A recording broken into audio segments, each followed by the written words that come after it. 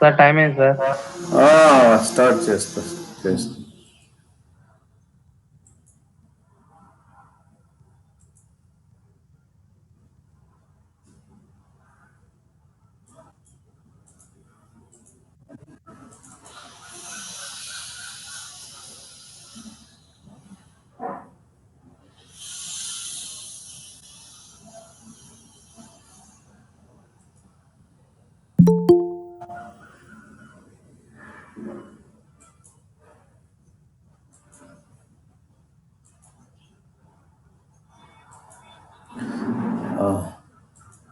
ఇప్పుడు స్క్రీన్ కనిపిస్తా ఉంది కదా మీకే? కనిపిస్తుంది సార్. ఓకే సరే. ఈరోజు డిమాండ్ సూత్రం అనేటువంటిది ఇది 2వ చాప్టర్కి సంబంధించినటువంటిది.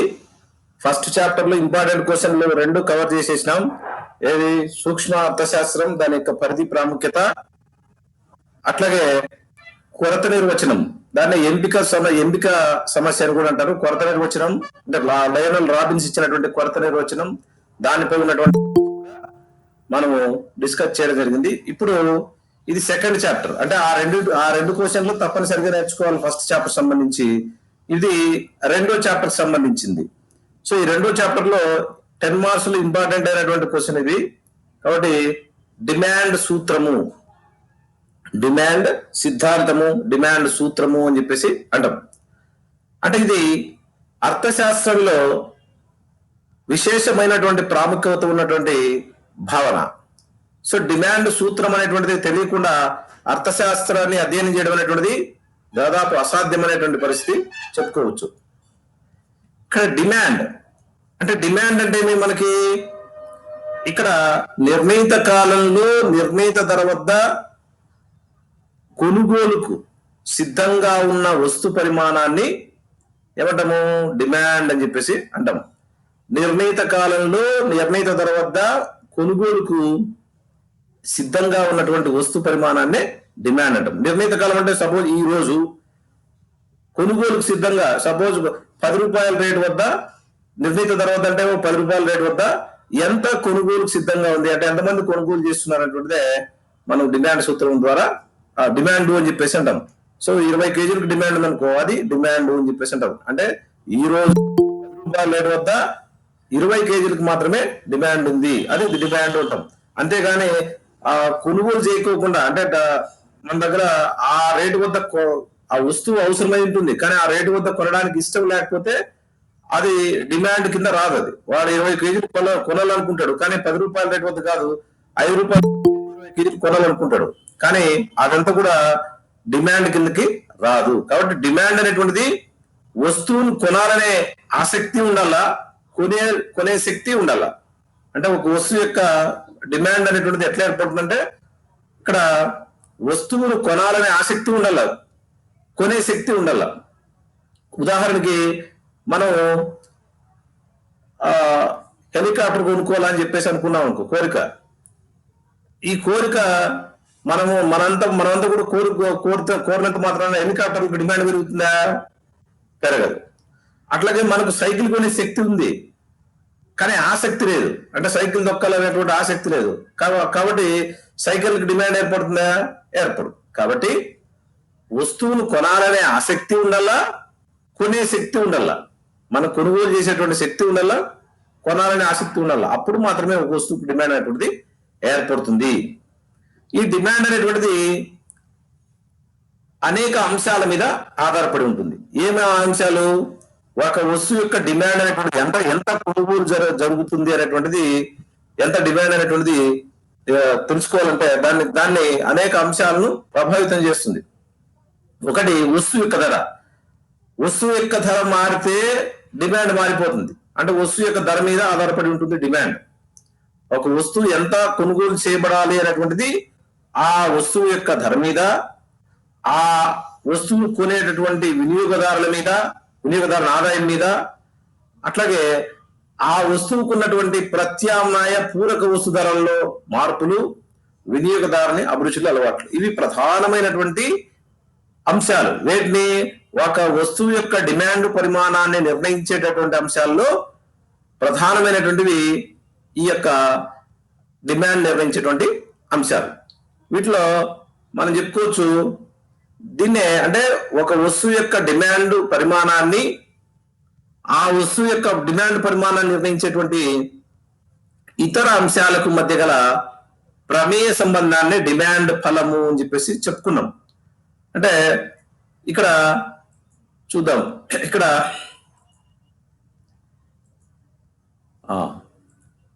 ఇక్కడ డిఎక్స్ అంటే demand for X commodity, demand for X commodity, demand for X commodity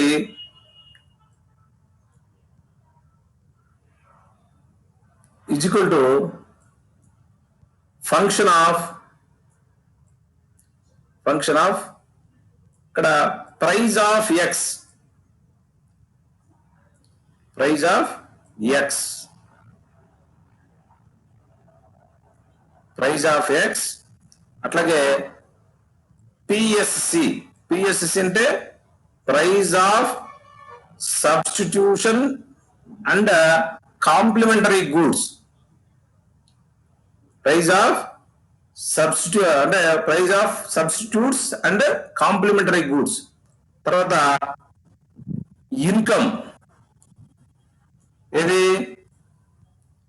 why, income అంటే income of the consumer. Next taste and preferences of the consumer. So ఇవన్నీ వీటిని ఏమంటామంటే డిమాండ్ నిర్ణయించేటటువంటి అంశాలు. పిఎక్స్, పిఎస్సి, వై, టి ఇవి demand నిర్ణయించే అంశాలు. ఏ demand నిర్ణయించే అంశాలు?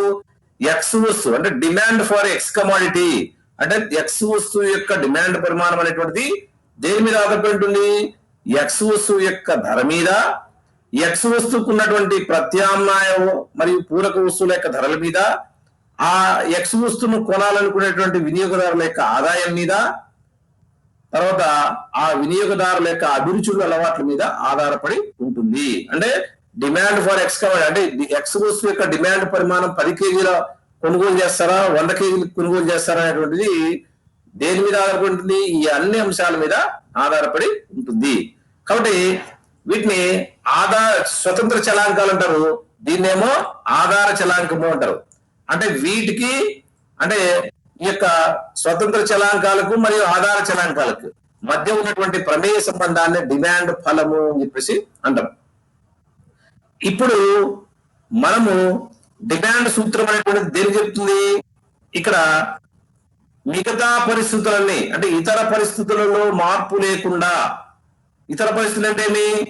ఇవన్నీ ఉన్నాయి కదా, ఈ యొక్క పిఎస్సి తర్వాత వై, టి ఇవన్నీ కూడా మారలేదని అనుకుంటే, ఇవన్నీ కూడా ఎట్లుండేవి అట్లే ఉన్నాయనుకుంటే, ఈ ఎక్స్ కమాడిటీకి మరియు అంటే ఎక్స్ వస్తువు యొక్క డిమాండ్ పరిమాణానికి ఎక్స్ వస్తువు యొక్క ధర, పి అంటే ప్రైస్, ఏం ప్రైజ్? ఎక్స్ వస్తువు యొక్క ధర.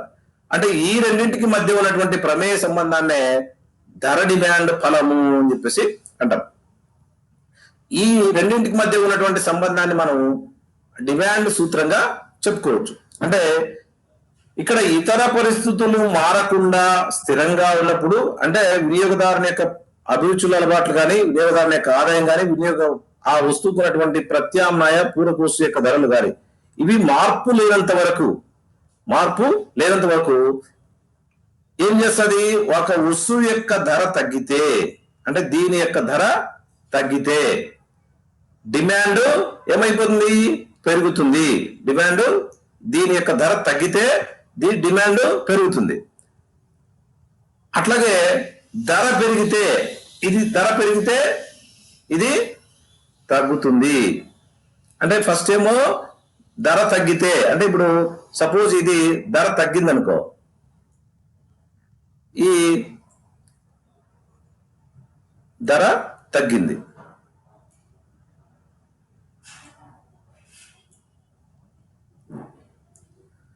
ఇక్కడ వచ్చేసి ఆదాయ డిమాండ్ ఏమైపోతుంది? పెరుగుతుంది.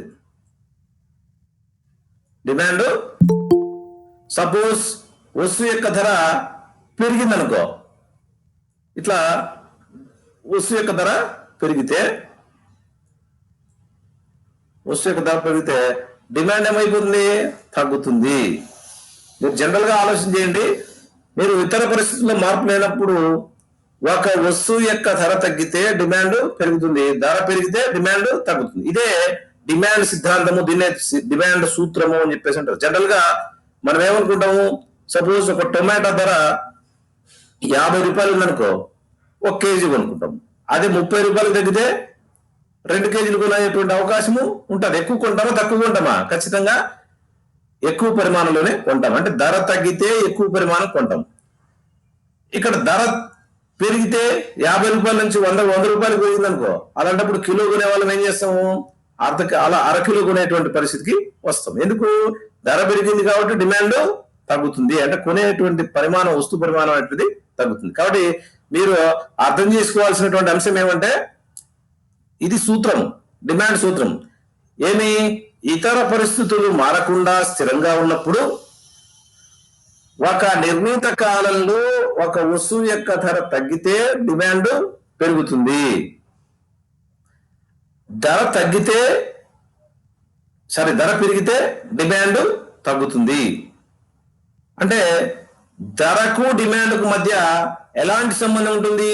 విలోమ సంబంధం ఉంటుంది. అంటే ఒకటి తగ్గితే ఇంకొకటి పెరుగుతుంది, ఒకటి పెరిగితే ఇంకొకటి తగ్గుతుంది. కాబట్టి ధర పెరిగితే డిమాండ్ తగ్గుతుంది, ధర తగ్గితే డిమాండ్ పెరుగుతుంది. సో ఇది there is inverse relationship between price and demand for a commodity. కాబట్టి ఈ రకంగా ఉంటుంది. దీన్ని డిమాండ్ సూత్రము అని చెప్పేసి అంటాం. దీన్ని ఒక వైయక్తిక డిమాండ్ పట్టిక ద్వారా మనము వివరించవచ్చు.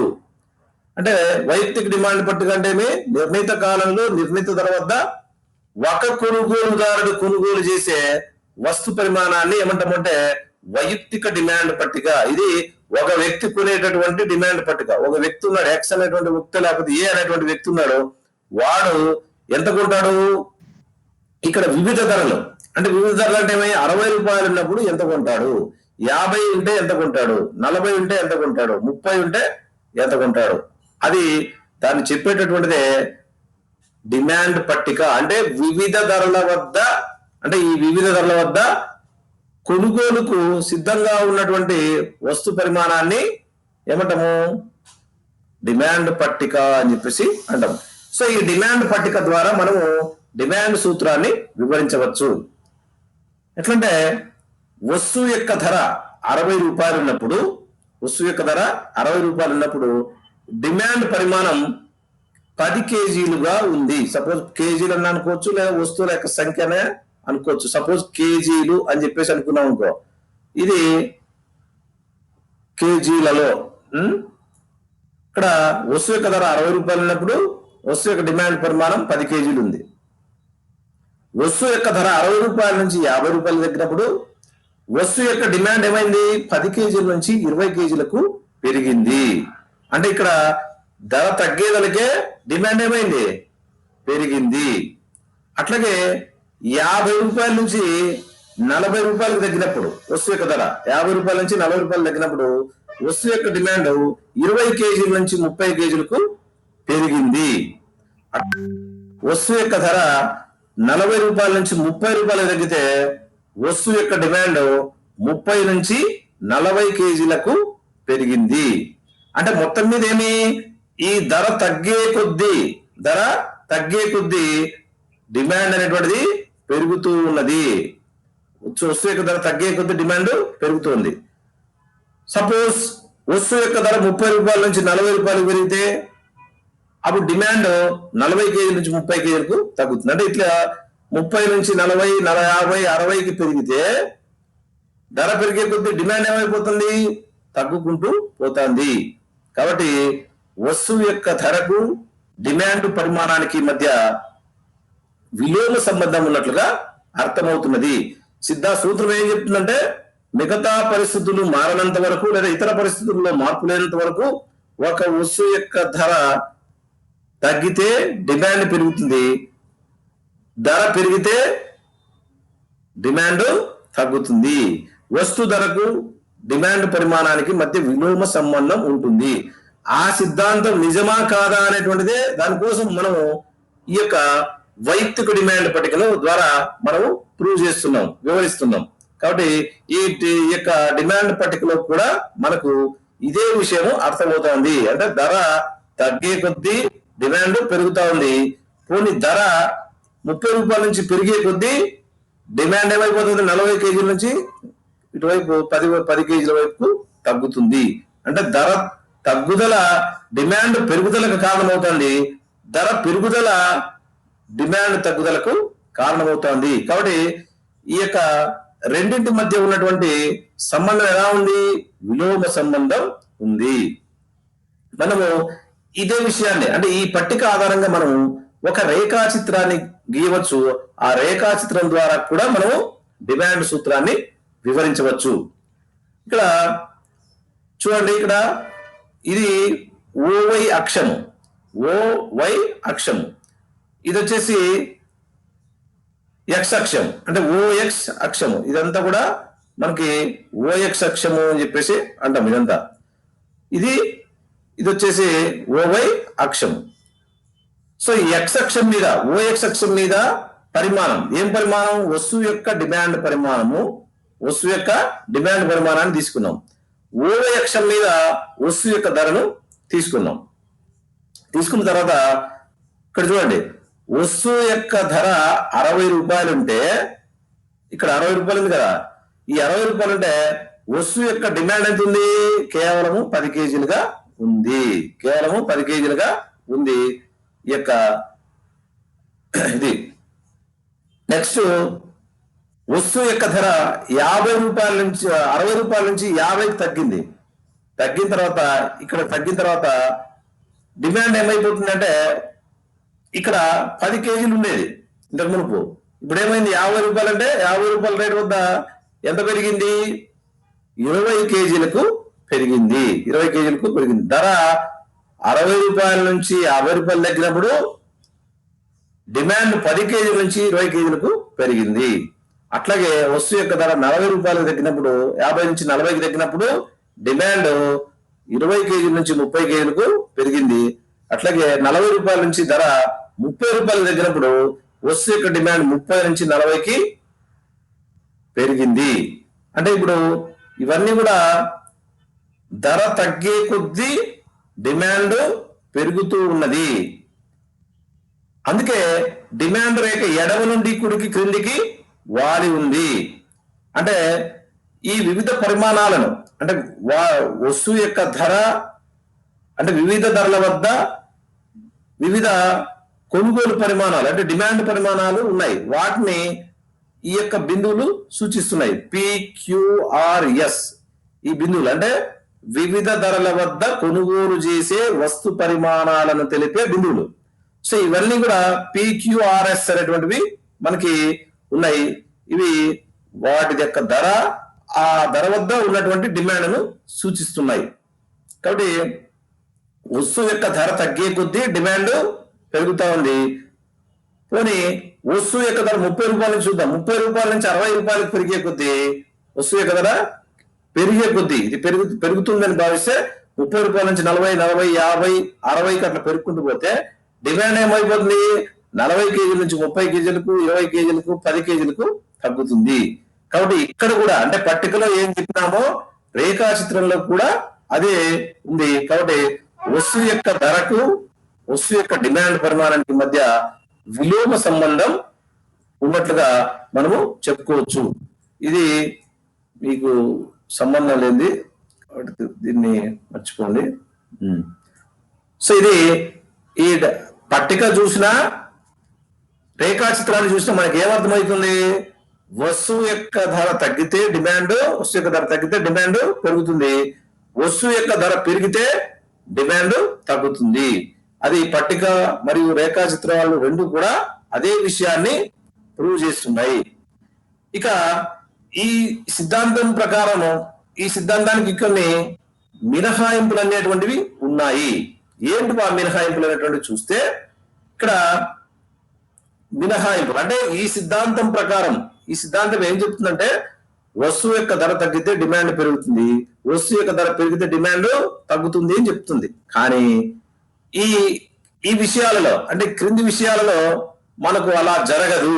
అంటే డిమాండ్ సిద్ధాంతం అనేటువంటిది ఎక్కడైనా జరుగుతుంది, కానీ ఈ పరిస్థితుల్లో మాత్రము అలా జరగదు. డిమాండ్ సిద్ధాంతానికి ఇవి మినహాయింపులు, విరుద్ధము అని చెప్పేసి చెప్పడం జరిగింది. సో అటువంటివి ఏంటంటే, ఒకటి గిఫెన్ వైపరీత్యము, గిఫెన్ పారాడాక్స్ అని చెప్పేసి ఏంటాము.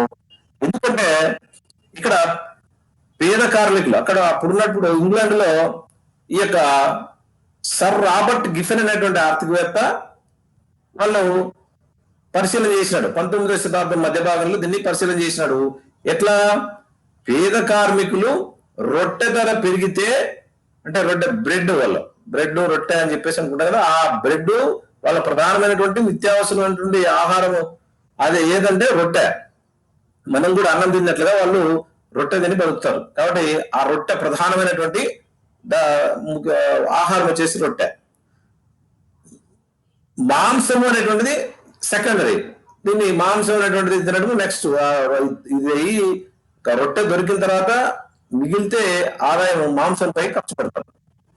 కానీ ఇక్కడ ధర పెరిగితే, అంటే రొట్టె యొక్క ధర పెరిగితే మాంసంపై వెచ్చించే డబ్బును కూడా రొట్టెపై ఖర్చు చేస్తారు. ఇప్పుడు రొట్టె ధర పెరిగితే ఉన్న ఆదాయం తక్కువగా ఉంటుంది. రొట్టె ధర పెరిగినప్పుడు ఆటోమేటిక్ గా ఏం చేస్తారు, ఇంతకుముందు మాంసం మీద పెట్టేటటువంటి ఖర్చునైనా మానుకుని రొట్టెనే కొనుగోలు చేసి తింటారు. ఎందుకు తింటారు? అక్కడ అదే నిత్యావసర వస్తువు కాబట్టి రొట్టె తినందే బతికేటువంటి పరిస్థితి లేదు. కాబట్టి first priority goes to purchase of roti లేకపోతే బ్రెడ్. కాబట్టి ఇక్కడ సిద్ధాంతం ప్రకారం, డిమాండ్ సిద్ధాంతం ప్రకారము రొట్టె ధర పెరిగితే రొట్టెకు డిమాండ్ తగ్గాలి. కానీ ఇక్కడ జరగదు. అంటే రొట్టె ధర పెరిగినా డిమాండ్ మాత్రము తగ్గదు. ఎందుకు? మాంసంపై చేసే ఖర్చైనా తగ్గించుకొని రొట్టెనే అధికంగా కొంటారు. డిమాండ్ సిద్ధాంతం ప్రకారం రొట్టె ధర పెరిగితే రొట్టెకు డిమాండ్ తగ్గాలి, కానీ ఇక్కడ జరగదు. ఇది పేదవాళ్ళ యొక్క ప్రధాన ఆహారం కావడమే దీనికి కారణమని రాబర్ట్ గిఫెన్ అనేటువంటి ఆర్థికవేత్త చెప్పడంతో ఆయన పేరు మీదుగానే గిఫెన్ వైపరీత్యము అని చెప్పేసి పిలుస్తారు. అంటే అతనే ఈ వైపరీత్యాన్ని కనుగొన్నాడు, అందుకే అతని పేరు మీదనే గిఫెన్ వైపరీత్యము అని చెప్పేసి అంటారు. మన ఇండియన్ కాంటెక్స్ట్ లోకి వస్తే మనము ప్రత్యేకించి పేదవాళ్ళు కొనుగోలు చేసే రాగులు, నూకలు, జొన్నలు ఇలాంటి వస్తువుల యొక్క ధరలు ఎంత పెరిగినప్పటికీ మిగతా వస్తువులపై చేసే ఖర్చైనా తగ్గించుకొని ఈ వస్తువుల్ని అధికంగా కొంటాము. అంటే ఇప్పుడు మనకి బియ్యము 50 రూపాయలైనా కొనాల్సిందే, 100 రూపాయలైనా కొనాల్సిందే, 1000 రూపాయలైనా కొనాల్సిందే. కాబట్టి మనకు సిద్ధాంతం ప్రకారం ధర పెరిగితే డిమాండ్ తగ్గాలి, కానీ ఇక్కడ తగ్గదు. కాబట్టి ఈ గిఫెన్ వస్తువుల విషయంలో, అంటే పేదవారు ప్రధానంగా కొనుగోలు చేసే వస్తువులు, వీటిని మనం గిఫెన్ వస్తువులు అంటాము. అలాంటి వాటిలో రాగులు, జొన్నలు ఇటువంటి వస్తువు యొక్క ధరలు పెరిగినప్పటికీ వాటికి డిమాండ్ తగ్గదు. దీన్నే గిఫెన్ వైపరీత్యం అని చెప్పేసి అంటారు. అంటే డిమాండ్ సిద్ధాంతానికి ఇది విరుద్ధము లేదా మినహాయింపు అని చెప్పేసి చెప్పుకోవచ్చు. ఇక రెండవ యొక్క మినహాయింపు, ఈ రెండవది ఏం చెప్తుందంటే, ఇక్కడ గౌరవ వస్తువులు, గౌరవ సూచిక వస్తువులు అంటే గౌరవాన్ని, అంటే ఇప్పుడు సమాజంలో ఉన్నటువంటి గౌరవం, ధనవంతులు కొంతమంది వస్తువు యొక్క ధర పెరిగితే వాటికి విలువైనటువంటి వస్తువుల యొక్క ధరలను అధికంగా డిమాండ్ చేస్తారు. అంటే ప్రధానంగా సమాజంలో కొన్ని వస్తువులకు ఇక్కడ గౌరవం, ప్రతిష్ట ఉంటాయని చెప్పేసి భావిస్తారు. ముఖ్యంగా వజ్రాలు, ఆభరణాలు, రత్నాలు ఇటువంటి వస్తువులకు సమాజంలో గౌరవం, అంటే ఖరీదైన కార్లు, ఖరీదైనటువంటి మోటార్ సైకిల్, ఇవన్నీ కూడా వాటికి, అంటే ఆ యొక్క ఆభరణాలు లేదా ఆ యొక్క వస్తువులను కలిగి ఉండటం వల్ల సమాజంలో వాళ్ళ యొక్క గౌరవం, ప్రతిష్ట పెరుగుతాయని భావిస్తారు. సో అటువంటి వస్తువుల యొక్క ధర పెరిగే కొద్దీ, ధరలు పెరిగే కొద్దీ వాటిని అధికంగా కొంటారు ధనవంతులు.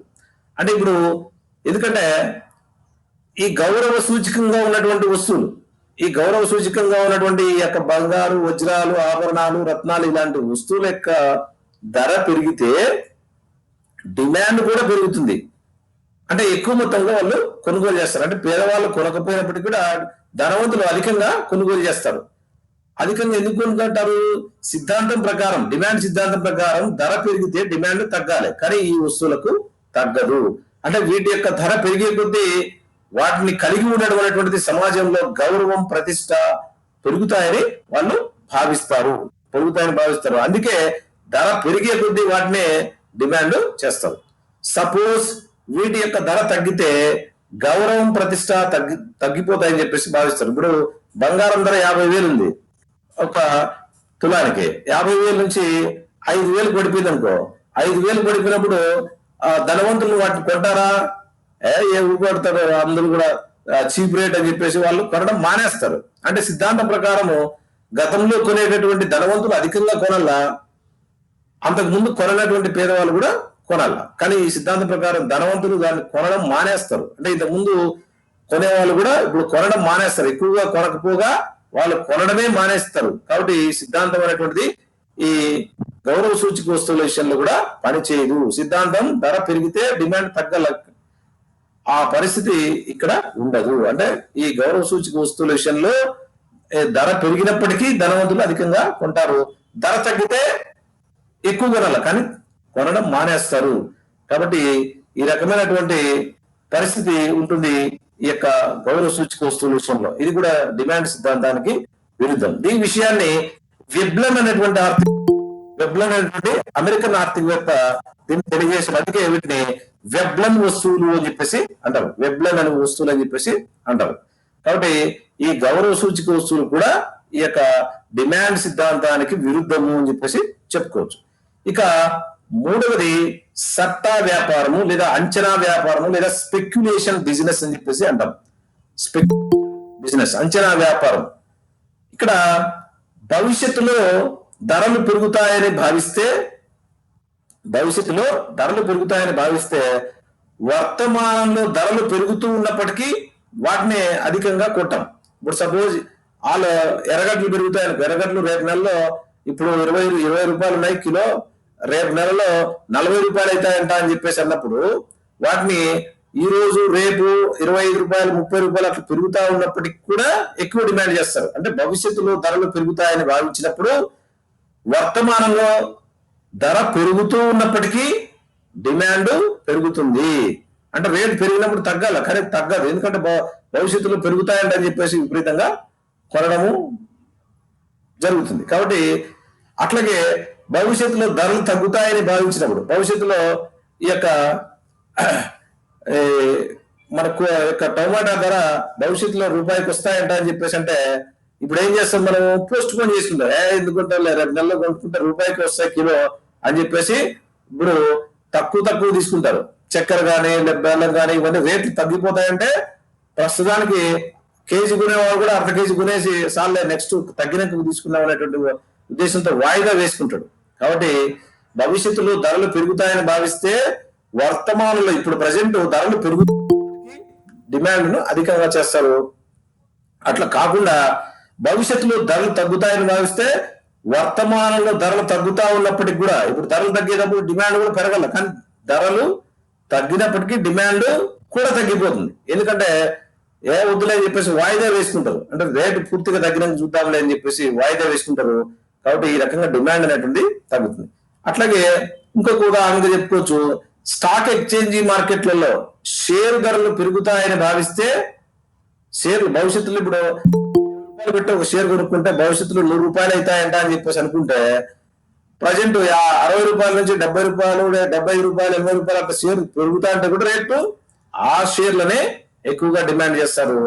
అదే షేర్ల ధర తగ్గుతాయని భావిస్తే భవిష్యత్తులో ఇప్పుడు 60 రూపాయలు షేర్ ధర ఉంది, భవిష్యత్తులో రేపు నెలకు 30 రూపాయలకు వస్తుందంట అని భావిస్తే ఈ పొద్దు 60 రూపాయలు ఉంది, రేపు 55 రూపాయలు, మొన్న 50 రూపాయలు ఈ రకంగా వస్తే కూడా దాన్ని కొనడం మానేస్తారు. ఎందుకంటే 30 రూపాయలకు వచ్చినప్పుడు చూద్దాం లేనటువంటి భావన వస్తుంది. కాబట్టి ఇదంతా కూడా అంచనా వ్యాపారం లేదా ఈ సట్టా వ్యాపారం అని చెప్పేసి భావిస్తారు. కాబట్టి ఇది కూడా ఈ డిమాండ్ సిద్ధాంతం ప్రకారం ధరలు పెరుగుతాయని భావించినప్పుడు, ఈ యొక్క భవిష్యత్తులో ధరలు పెరుగుతాయని భావించినప్పుడు ఇక్కడ వర్తమానంలో ధరలు పెరుగుతున్నప్పటికీ అంటే రేటు పెరిగినప్పుడు డిమాండ్ తగ్గల, కానీ తగ్గదు. కాబట్టి ఇది కూడా డిమాండ్ సిద్ధాంతానికి మినహాయింపుగా లేదా ఆ డిమాండ్ సిద్ధాంతానికి దీనికి వర్తించదు అనేటువంటి విషయము మనకి అర్థమవుతున్నది. సో ఇది కూడా ఒక మినహాయింపు. ఇక నాలుగవది అజ్ఞాన ప్రభావం, అంటే వినియోగదారుల యొక్క అజ్ఞానం. వినియోగదారుల యొక్క అజ్ఞానం అంటే ఇక్కడ వినియోగదారుల అజ్ఞానం, ఎక్కువ ధరలు ఉన్నటువంటి వస్తువులకు ఎక్కువ డిమాండ్ ఉంటుంది, ఎక్కువ ధర కలిగినటువంటి వస్తువులు అధికమైన నాణ్యత కలిగి ఉంటాయని చెప్పేసి వినియోగదారులు భావిస్తాం. అంటే మంచి నాణ్యమైనటువంటి వస్తువు 2 ప్యాకెట్లు కట్టి ఒక ఒక సేమ్ ఒకే రకమైన వస్తువు 2 ప్యాకెట్లు చేసి ఒకటి 50 రూపాయలు ఒకటి 40 రూపాయలు అంటే ఎక్కువ రేటు ఉండేటటువంటిది మంచిది అని చెప్పేసి 50 రూపాయలు ఉండేటువంటి రేటునే కొంటారు. అంటే వినియోగదారుల యొక్క అజ్ఞానం వల్ల కూడా ఈ యొక్క ఎక్కువ రేటు ఉండేటువంటిది ఎక్కువ నాణ్యమైనది అని చెప్పేసి భావిస్తారు. కాబట్టి వినియోగదారుల యొక్క అజ్ఞానం కూడా దీనికి డిమాండ్ సిద్ధాంతం అనేటువంటిది పనిచేయదు. వినియోగదారులు అజ్ఞానవంతులుగా ఉంటే ఈ డిమాండ్ సిద్ధాంతం కూడా పనిచేయదు. ఇక ఐదవది అత్యవసర పరిస్థితి, యుద్ధ సమయం. అంటే ఎమర్జెన్సీ కండిషన్ లో మనకి యుద్ధ సమయాల్లో కూడా ఈ యొక్క సిద్ధాంతం అనేటువంటిది పనిచేయదు. ఎందుకంటే ఈ పరిస్థితుల్లో వినియోగ వస్తువుల యొక్క కొరత ఏర్పడుతుందని అభిప్రాయంతో, భయంతో ధరలు పెరుగుతున్నా లేదా హెచ్చుగా ఉన్న డిమాండ్ పెరుగుతుంది. అంటే ఇప్పుడు పాకిస్తాన్ మనకి ఇండియాకు చైనాకు యుద్ధం జరిగేటువంటి అవకాశం ఉంది అని భావిస్తే ముందుగా ఏం చేస్తారు, రేట్లు పెరుగుతూ ఉంటాయి. సపోజ్ బియ్యం ఇప్పుడు 3,000 రూపాయలు ఉండేటువంటి బియ్యం ఒక బస్తా, దాన్ని రేట్లు పెరిగితే మళ్ళీ ఎట్లట్లో అని చెప్పేసి మనం ఒక 2-3 మూట్లు వేసుకున్నాం, లేకపోతే 4 మూట్లు వేసుకున్నాం అని చెప్పేసి కొనే పోతారు. 3,500 అయినా కొంటారు, 4,000 అయినా కొంటారు. ఎందుకంటే భవిష్యత్తులో దొరకలేదు అనేటువంటి ఉద్దేశంతో ఈ రకంగా కొనుగోలు చేయడం అనేటువంటిది జరుగుతుంది. అంటే ధరలు పెరుగుతున్నప్పటికీ కూడా వాటినే అధికంగా డిమాండ్ చేసేటటువంటి అవకాశము ఉంటుంది. కానీ డిమాండ్ సిద్ధాంత ప్రకారం ఇక్కడ ధర పెరిగేటప్పుడు డిమాండ్ తగ్గాలి, కానీ ఇక్కడ తగ్గదు. ఇది కూడా డిమాండ్ సిద్ధాంతానికి విరుద్ధము. ఈ మినహాయింపులు అన్ని కూడా ఉన్నప్పటికీ డిమాండ్ సూత్రానికి ఎనలేని ప్రాముఖ్యత ఉన్నట్లుగా ఈ చెప్పుకోవచ్చు. అంటే ఇది డిమాండ్ సిద్ధాంతము, డిమాండ్ సిద్ధాంతానికి ఉన్నటువంటి మినహాయింపులు. అంటే మనకు ఓవరాల్ గా మనం ఒకసారి చూసుకున్నట్లయితే ఇతర పరిస్థితులు మారనంత వరకు ఒక వస్తువు యొక్క ధర తగ్గితే డిమాండ్ పెరుగుతుంది, ధర పెరిగితే డిమాండ్ తగ్గుతుంది. అంటే ఇప్పుడు ధర తగ్గడము డిమాండ్ పెరగడం ఒకటి ధర పెరగడము డిమాండ్ తగ్గడం ఈ రకంగా జరుగుతుంది. అంటే ధరకు డిమాండ్ కు మధ్య విలోమ సంబంధం ఉంటుంది. ఆ విలోమ సంబంధం ఉంటుందా లేదా అనేటువంటి విషయాన్ని మనము ఒక పట్టిక సహాయంతో చూడడం జరిగింది. ఈ పట్టికల్లో మనం ఈ యొక్క వస్తువు యొక్క ధర వస్తువు యొక్క ధర తగ్గే కొద్దీ ఇదేమైంది, డిమాండ్ పెరుగుకుంటా పోయింది. డిమాండ్ ఏమైందంటే పెరుగుకుంటూ పోయింది. ఇది డిమాండ్ పెరుగుకుంటూ పోయింది. వస్తువు యొక్క ధర తగ్గే కొద్దీ డిమాండ్ ఏమైంది, పెరిగింది. అట్లే వస్తువు యొక్క ధర పెరిగే కొద్దీ డిమాండ్ ఏమవుతుంది, తగ్గుకుంటా వస్తుంది. ఇది ధర పెరుగుకుంటూ పోయింది. ఈ పెరుగుకుంటూ పోయినప్పుడు డిమాండ్ ఏమైపోతుంది, తగ్గుకుంటా వస్తుంది. ఈ డిమాండ్ దీన్ని దృష్టిలో పెట్టుకోండి. ఈ డిమాండ్ ఏమైపోతుంది, తగ్గుకుంటా వస్తుంది. ఈ రకంగా వస్తువు యొక్క ధరకు డిమాండ్ పరిమాణానికి మధ్య సంబంధం ఉంటుంది. ఇదే విషయాన్ని మనం రేఖాచిత్రంలో కూడా చూపించడం జరిగింది. మీకు ఒక రకంగా ఇబ్బంది అనిపిస్తే ఇక్కడ రేఖాచిత్రం వేయడం సింపుల్ గా ఇట్లా వేసేసి డిమాండ్ రేఖ ఆకారం గీస్తే చాలు. ఇక్కడ ఇట్లా వేయండి, లేదా కరువు రూపంలో కూడా వేయచ్చు. సో ఈ యొక్క వై ఇది వచ్చేసి ఎక్స్, ఇది వచ్చేసి డిమాండ్, ఇది వచ్చేసి ధర.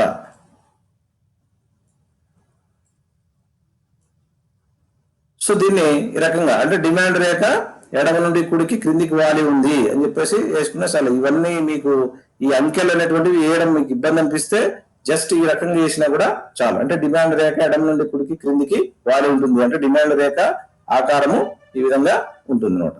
సో ఇది డిమాండ్ రేఖ అని చెప్పేసి చెప్పుకోవచ్చు. అంటే డిమాండ్ రేఖ ఎట్లా వస్తుంది? డిమాండ్ పట్టికలో ఉన్నటువంటి వివరాలను మనం పటం రూపంలో సమర్పిస్తే డిమాండ్ రేఖ వస్తుంది. సో ఇది మినహాయింపులు అనేటువంటివి ముఖ్యమైనటువంటి మినహాయింపులను మనం తెలుసుకోవడం జరిగింది. ఇది గిఫెన్ వైపరీత్యం అనేటువంటిది ఒకటి, తర్వాత గౌరవ సూచిక వస్తువులు ఒకటి, అంచనా వ్యాపారం లేదా సట్టా వ్యాపారం అనేటువంటిది ఒకటి, తర్వాత వినియోగదారుల యొక్క అజ్ఞానము, తర్వాత అత్యవసర పరిస్థితి లేదా యుద్ధ సమయాల్లో ఈ యొక్క సిద్ధాంతం అనేటువంటిది వర్తించదు అని చెప్పేసి చెప్పుకోవచ్చు. సో ఇది డిమాండ్ సిద్ధాంతము అని చెప్పేసి చెప్పుకోవచ్చు. సో ఇది కూడా మోస్ట్ ఇంపార్టెంట్ అయినటువంటి క్వశ్చనే. కాబట్టి మీరు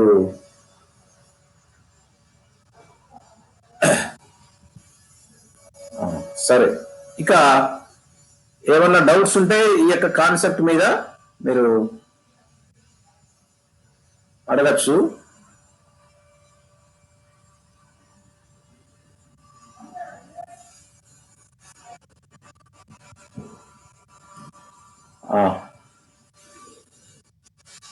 చెప్పండి, any doubts regarding this concept?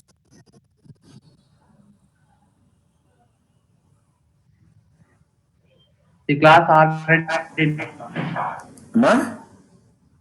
ఈ క్లాస్ విన్నాం సార్ అప్పుడే.